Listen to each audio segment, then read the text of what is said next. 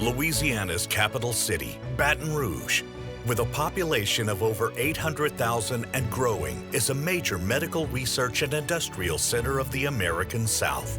This is the home of Our Lady of the Lake Regional Medical Center, with some of the top specialists in the country, 7,000 employees, a busy trauma center, a large physician group network, and one of the fastest growing children's hospitals with dedicated resources to meet the unique needs of young patients throughout the state and the southern U.S. Now, a behind-the-scenes look into Our Lady of the Lake Children's Hospital to meet the men and women who are devoting their talents, passions, and time to the care of the children. This is Louisiana Med.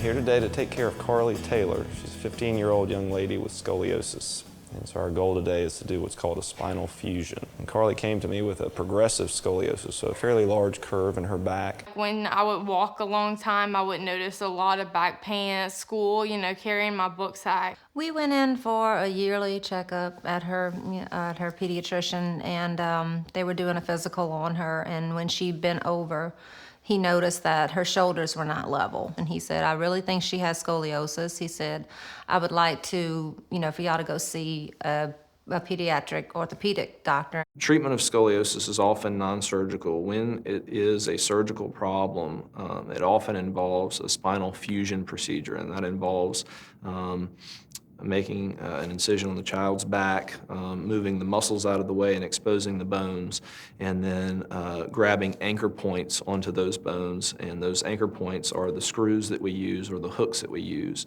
That allows us to gently manipulate the spine into an improved balance position. And then once it's in that improved position, the rods are connected to those screws or hooks to hold it in that balanced position while it fuses in that new position. We decided on doing the surgery after we looked at the x-rays. The x-rays were horrible. I didn't see how she was walking around and being mobile from the way her spine was so crooked. And I asked if she could wear a brace or do something else to fix it, and basically surgery was the only option. Scoliosis surgery can be helpful in balancing the spine for long-term from the standpoint of cosmesis and function.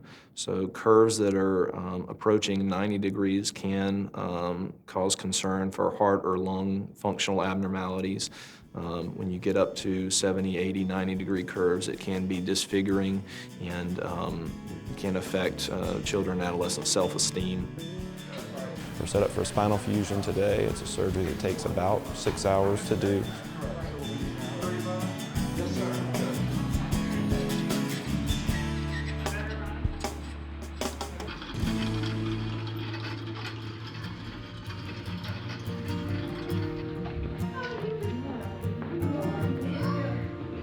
We do pediatric hematology oncology for children at the St. Jude Affiliate Clinic. I had my outfit though. Well, I'm Imani. I go to Brownsfield Elementary. I'm in the 4th grade gifted. Some of my blood cells are kind of like the crescent moon shape, and they can get stuck on other blood cells, which can make me sick.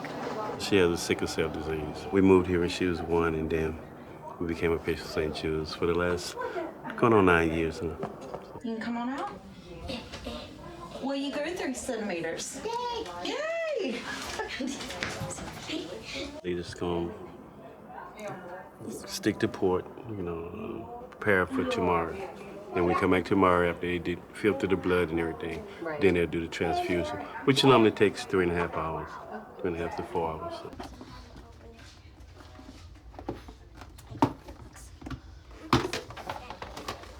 The sickle cell is very much like any other red cell until it delivers the oxygen to the tissues. And when it gets deoxygenated and does its job, then the hemoglobins tend to stack on top of themselves and cause the red cell membrane, the coating, to get mad and get sick. And so ultimately, the red cell membrane stays in a peculiar shape rather than bounces back into its donut size. The etiology is that capillaries get plugged up with these fixed sickle cells, and then the oxygen can't be delivered to the tissue. You gonna get access today? Yes. What does that mean? I'm gonna get my needle. You're gonna get a needle put in your, Port and out. and got blood work done. And show me where your port is. Boom. Wait. A port is a way that you can access the vein without me poking you all the time, right? Yeah, okay. Be a good girl. Now go get your blood work done. You begin to chronically transfuse them to hopefully make their blood look like it's not a sickle cell blood, like we're giving them other people's blood so that they don't make their own S in their own bone marrow, and then they're more likely to be saved from having a stroke. I like to come here because it's one of the closest places and I get to be taken care of. She will continue to come to clinic. If she's a child that down the road looks like she needs to be transfused through adulthood, then we have adult hematologists who they transition to, and they will continue her care as an adult. But that doesn't mean that she can't go to college. That doesn't mean she can't be a nurse or a doctor or a teacher. I want to be a nurse because I want to help people. It's fun, it feels good to be able to help somebody else. And when you're kind, everything kind of plays out nicely. So Imani can do anything her little heart desires.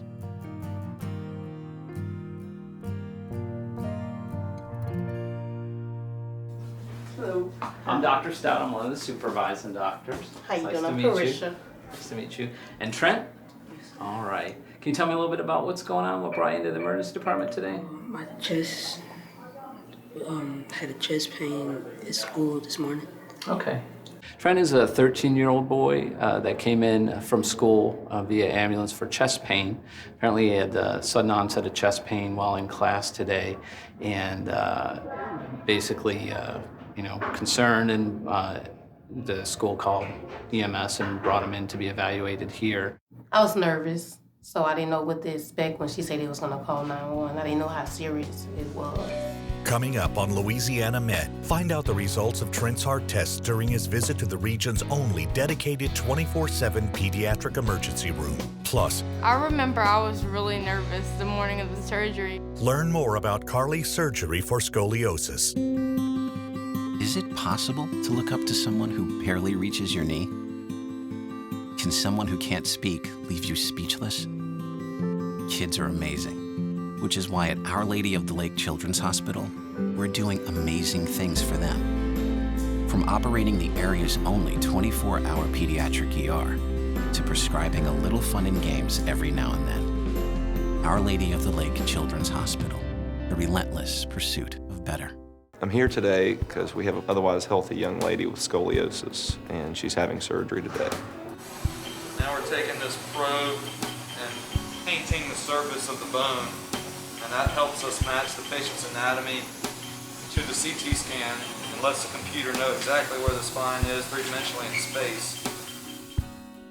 She frequently complained of back pain. The x-rays were horrible. I didn't see how she was walking around and being mobile from the way her spine was so crooked. And basically surgery was the only option because it was so bad. They started about 6 in the morning and the surgery took close to 6 hours. After scoliosis surgery, the hospital stay is on average 3 days. They're typically in the ICU for 1 night and then in a floor room where family can stay with them for an additional couple nights. I remember I was really nervous the morning of the surgery. I went in there and, I was still smiling. Everybody was like, I don't know many people that would be smiling right before they're having surgery, but I looked at it the positive way, like it's gonna be better after it happens. So, You know, I couldn't complain, but that minute that they gave me the anesthesia, that's when I started to get nervous, and I was like, this is it. You know, it's gonna be totally different after this.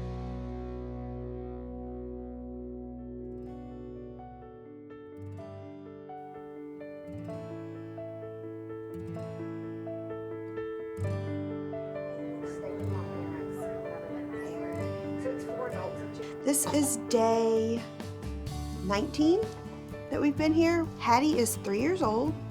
She was born in May. She has a twin sister. We found out when I was 18 weeks pregnant that she had spina bifida. All right. Take your blood pressure this morning. Give her 5. Give her 5. Hattie was having some trouble breathing, and she turned blue at home. That was the first time she had ever done that. And so we live in Ponchatoula. We had her checked out, and then we came over this way because all of her doctors are Lady of the Lake doctors. We're a children's hospital within a big hospital. And we have 100 beds, just about 100 beds. We have a PICU, so a pediatric intensive care unit, trained by specialists that have really only deal with kids. Our PICU doctors are in-house, which means that they stay overnight in the hospital, and they're available day or night, any minute, to take care of the kids if they have difficulty while they're hospitalized with us. We were in the PICU for most of our stay. We just got moved into a room on the floor. There's Dr. Joseph. Let's see how this young lady's doing. I love her bow. Uh-huh. Did she pick it out, or was it done for her? Hetty is a 3-year-old. She has a child with a form of spina bifida that's somewhat more complicated than some of the cases. Like many diseases, there's a spectrum of severity, and she's had a number of special problems that have required surgery and then repeat operations, and that's why she's here now and doing very well. Oh, you keep losing your headdress, sister. The most dramatic abnormality is the weakness in her legs and her ability to walk. Her brother is 5, and then her twin sister, and they are phenomenal with her. They, just like any other kids, they run around the house. She, at home, she generally army crawls. So she's on the floor a lot, army crawling, and they chase each other through the house, her in her wheelchair and them running after her. And so they like to play Legos and dress up. Y'all play superheroes all the time? Yeah, so Harrison recruits us for superheroes. In this disease, it involves not only the lower part of the spine and the nervous system, but in other less obvious ways, the brain, a condition called hydrocephalus, which in Hattie's case has been much of her problem. The way the hydrocephalus is managed is to drain the extra fluid that's made but not absorbed well by the brain into another part of her body. Fortunately, with all the help here, the ICU people and the resources in the operating room and radiology, we were able to deal with that problem, figure it out, and she's making great progress. Can you give him a high five? Good job. God bless you.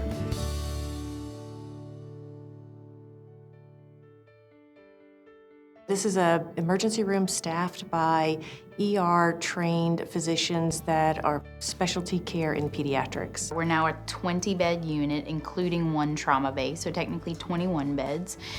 2 of those rooms, one of which we're standing in, are resuscitation rooms, so the sickest kids come to these 2 rooms.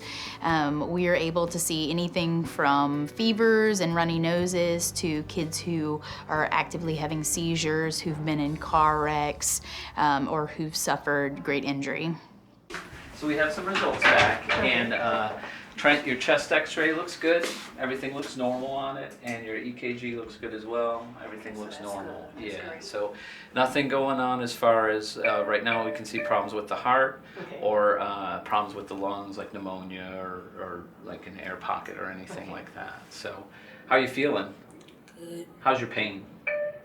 It's gone. Gone now? Good, okay. So I think at this point we can send you guys home. Okay. If the pain recurs, you can always come back here, but definitely we'd recommend following up with the pediatrician by the end of the week just to make sure things look okay. Okay. And then, again, certainly if the pain comes back real bad, anything like that, come back in. We'll take another look at you. Yes. All right? Okay. All right. Do you guys have any questions? No. Nothing? Give us a few minutes. We'll have you on your way. Okay, thank you. You're welcome. With any child with chest pain, we always want to make sure there isn't a problem with the heart or the lungs going on. So we did obtain an EKG and a chest x-ray, both of which were normal, and gave him some ibuprofen, and his pain seemed to improve. He's pain-free now, and he'll be going home to follow up with his pediatrician. What we do in pediatrics is we establish a relationship with our patients, and usually we start a relationship when the baby is born.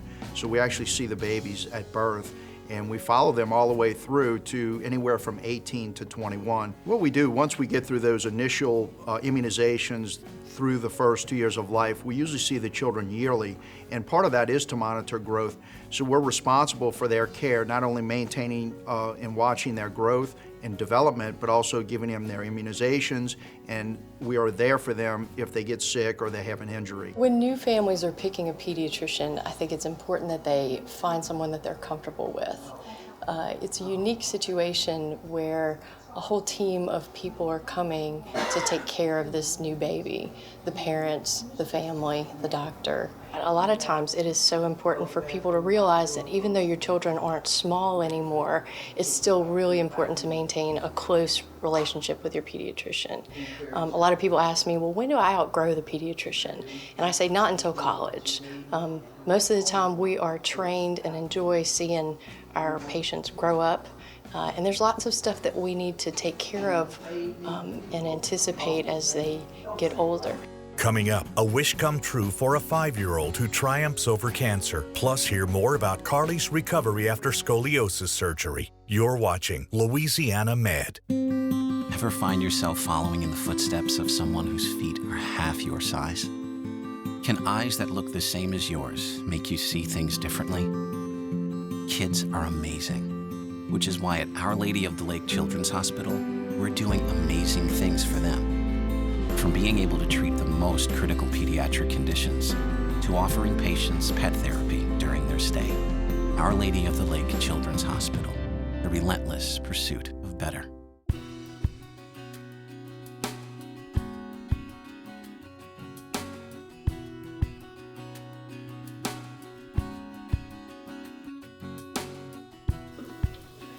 Did their order say pulling packing like every 2 hours? They'll finish pulling packing tomorrow. Our Lady of the Lake is an academic medical center, and Our Lady of the Lake Children's Hospital has in particular built around academics, meaning education and research around children and teaching physicians, young physicians, how to take care of children and actually how to think about children and the care of children on a bigger scale. Pediatric residents are in the Children's Hospital, and they take care of kids in every clinical setting. That's the emergency room, that's the intensive care units, and our pediatric inpatient service. They also get exposure on our outpatient service. They work in teams, so they may be working with physicians who are more experienced. We call them faculty, and it's the faculty's role to kind of help the residents learn about the medical knowledge of taking care of patients, but also some of the more subtle things, kind of the art of medicine that we talk about, how to do a good job of taking care of patients, making families feel comfortable, and thinking about how our patients are cared for in the community. Eat your babies.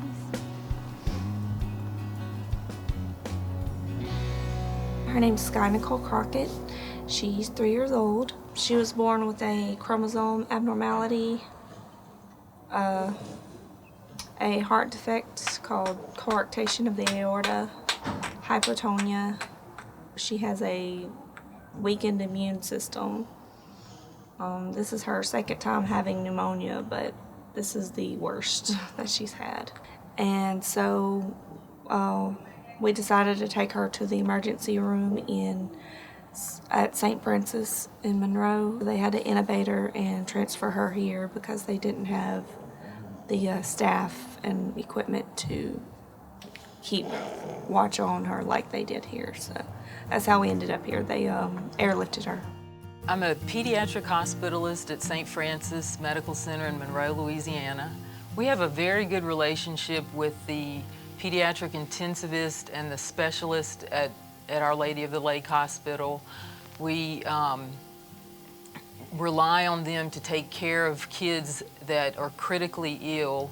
When you have a child that's critically ill, it's very stressful for the family, and it really puts us at ease to know that, that expert care is readily available with just a phone call. We started a pediatric transport team over 2 years ago. We will go out and get children from other facilities. The transport team works in conjunction with the intensive care doctor, so that intensive care doctor is speaking with the physician at the outside hospital and really directing the care of that child even before the child reaches our center. It's vitally important for all of the hospitals in Louisiana to work together to provide care for kids.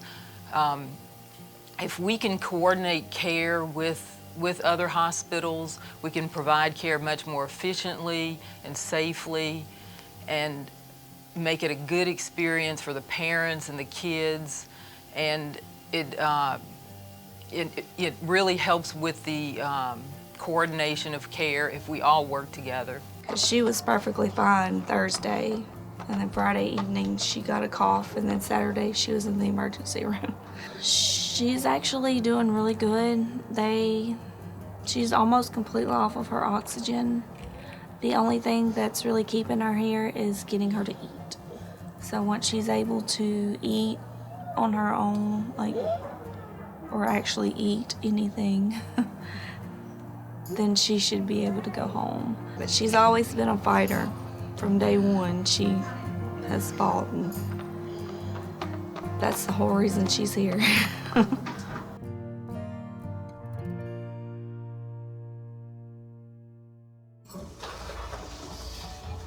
Hey! Hey! Okay.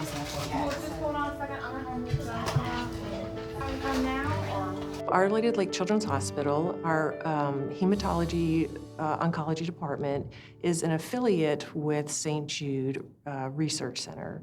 So we're one of just a few hospitals that have this designation as an affiliate of St. Jude. Our outpatient heme clinic is actually called St. Jude's Clinic. And what that means for us is that we get to capitalize on all the research and expertise that's done at St. Jude, and we can share that knowledge and patient care with our patients here in Baton Rouge.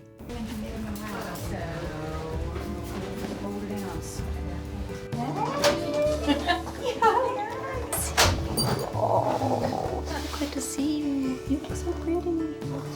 Lily is a 5-year-old precious little girl who came to us with a diagnosis of lymphoma and also went to St. Jude for her initial staging and decision-making as far as what type of chemotherapy regimen that she would be on. Then she came back to us, thankfully, because we enjoyed her for an 8-week-long treatment course, which was pretty short, and she was an amazing, amazing little warrior during that time. You growing something up there? Oh, yeah. Some fuzzies for sure. Yeah. Starting to stick out on the sides. Oh, it's so good to see you. You feeling good? Mm-hmm. All right. Well, today we're here to have a 3-month checkup for Lily. She was diagnosed with Hodgkin's lymphoma back in August. We noticed that she had a lump on the side of her neck right here. It was almost the size of like a grape. And so we went to our pediatrician and they referred us to an ENT. He decided to do a biopsy. So from there, when they biopsy the tissue sample, they found that it was the cancer. What's under that hat? Do you have hair? Yes, you have hair. They did all her PET scan and everything and showed that she was cancer-free after her treatment. And so we're here to get a checkup. So everything looks good so far. At the end of treatment, we have to celebrate. We have to finish with a big celebration. And the first thing out of Lily's mouth was, I would like to ride a unicorn. The day of her no more chemo, we had started our party here. Lily had cake and gifts. And after we finished with all the festivities with her family here in our waiting room at the clinic, we went downstairs and outside was Willow, a unicorn, waiting for Lily to have a seat and ride.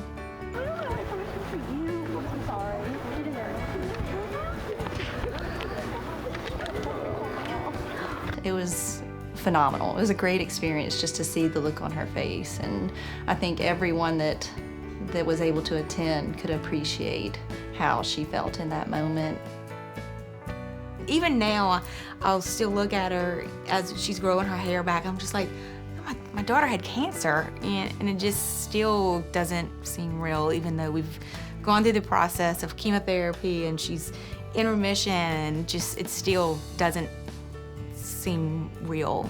No, we're here to help and we're here to facilitate, but really they're the true champions in all of this, and it's really inspiring for us grown-ups to see how well these kids do during treatment. They just, you know, battle it out.